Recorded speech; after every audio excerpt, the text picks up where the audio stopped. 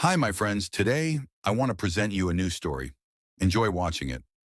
I could still hear the laughter of my family as we piled out of the car, the automatic doors of the airport sliding open before us. The scent of coffee and the murmur of hurried travelers filled the air. But I was focused on one thing, the boarding passes my father held in his hand. Our long-planned family vacation was finally happening, or so I thought.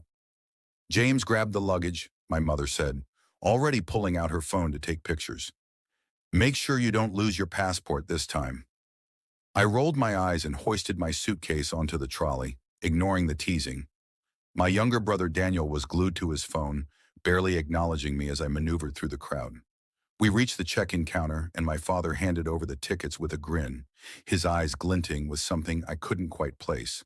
The airline employee scanned each one, her fingers flying over the keyboard. Then she frowned, looking up at me. "Sir, I'm not seeing your ticket in our system." I blinked.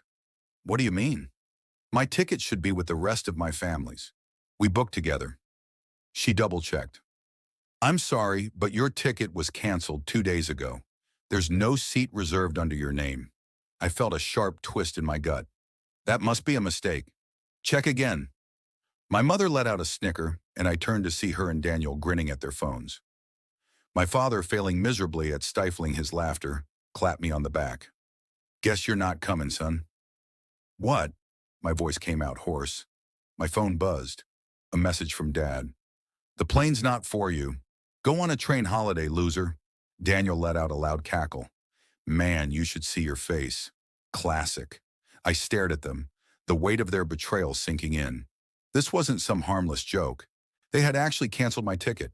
While I worked overtime for months helping pay for this vacation, they had schemed behind my back. "You're kidding, right?" My voice was barely above a whisper. Mom smirked. "We thought it'd be funny. You always take things too seriously. You canceled my ticket as a joke." My hands clenched into fists. "I paid for this trip. I covered the upgrades, the hotel, the rental car, and you—" "Oh, don't be so dramatic," Dad interrupted, grabbing his carry-on. "You work all the time anyway. Thought you might enjoy a little staycation." A slow burn of fury built in my chest. "You knew how much I needed this break. I've been paying your bills, Daniel's tuition." "You'll survive," Daniel muttered, already turning back to his phone. "Relax." "Relax?" I scoffed, shaking my head. "You've got to be kidding me." But they weren't. My family, my own blood, was leaving me behind like discarded luggage, laughing as they headed towards security. Ned threw a casual wave over his shoulder. "See you in a week. Don't burn the house down." I stood frozen in place as they disappeared into the crowd, their laughter ringing in my ears. My mind raced. This was no innocent prank. It was a message, a cruel, humiliating display of how little they valued me. Slowly, my anger crystallized into something sharp and unwavering. If they thought I was nothing more than an ATM, they were about to learn the cost of their betrayal. The moment I stepped back into my apartment, I shut the door and leaned against it, exhaling slowly. The sting of betrayal at the airport still burned in my chest. Their mocking message played on repeat in my mind. My own family had treated me like a joke, despite everything I had done for them. A cruel prank, they had called it, but I wasn't laughing. Pulling out my laptop, I logged into my banking app and stared at the long list of recurring transactions. My brother's tuition fees, my father's golf club membership, my mother's beauty salon expenses. Then there was the emergency fund, a separate account they frequently dipped into under the guise of unexpected costs. My fingers hovered over the keyboard. For years they had lived comfortably. Thanks to me, I had never once complained. I had worked tirelessly to provide for them, ensuring they never had to worry about bills, never had to budget their luxuries. And how had they repaid me? By humiliating me at an airport and leaving me stranded. My jaw clenched. No more. The first cancellation was my brother's tuition payment. It was due in a week. I clicked on the cancel button and confirmed it with a deep sense of satisfaction. Next, I moved to my father's golf club fees.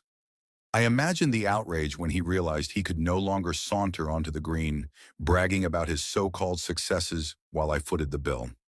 Cancel. My mother's salon fees? Gone. The emergency fund? Locked. I changed the password and blocked their access entirely. It took less than 10 minutes to undo years of financial dependence. My phone buzzed. A message from my mother. We just arrived. The beach is incredible. Hope you're not too mad, sweetheart. It was just a joke. Love you, I scoffed. A joke? A joke would have been pretending for a few seconds, not actually canceling my ticket and abandoning me. I turned off my phone and set it aside. Let them enjoy their vacation. They had no idea the storm that was coming.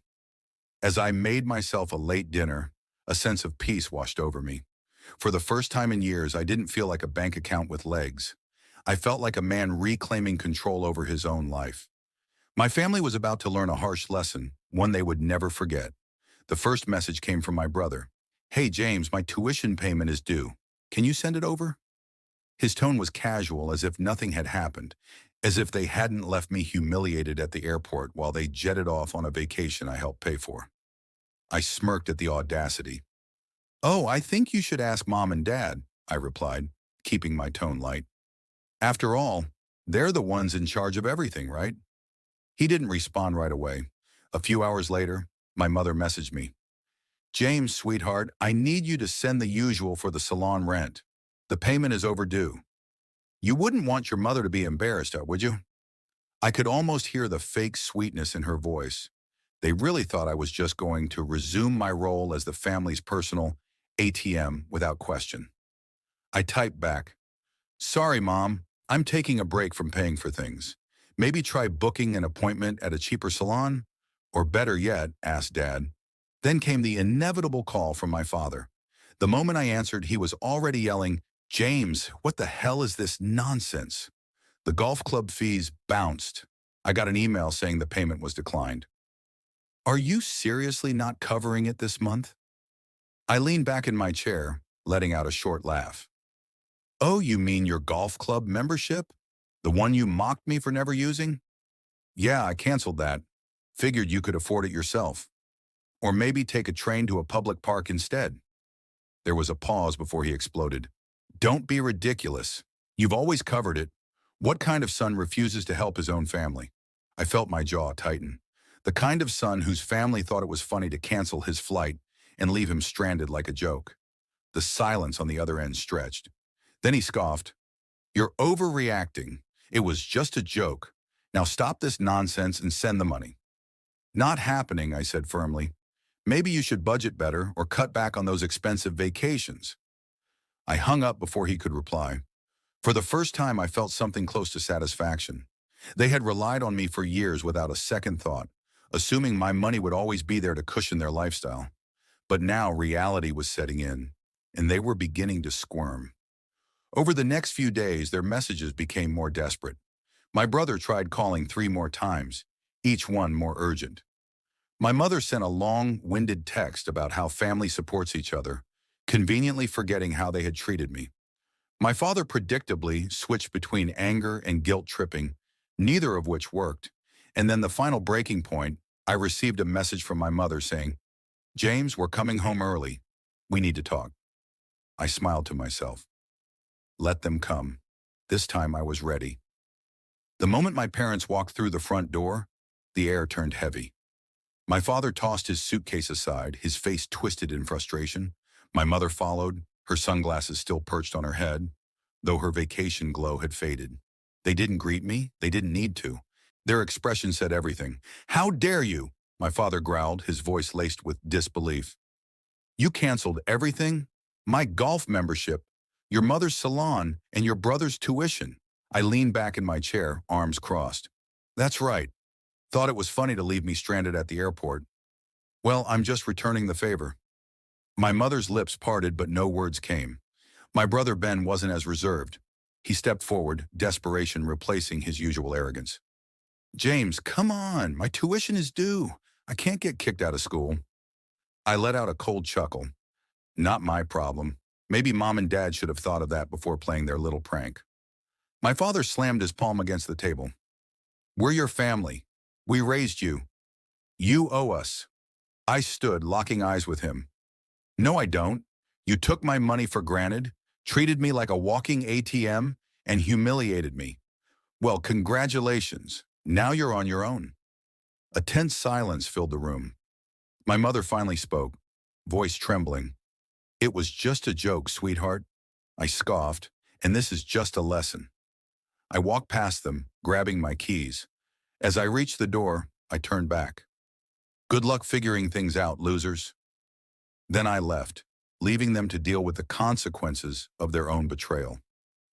Days passed, and the silence from my family was deafening.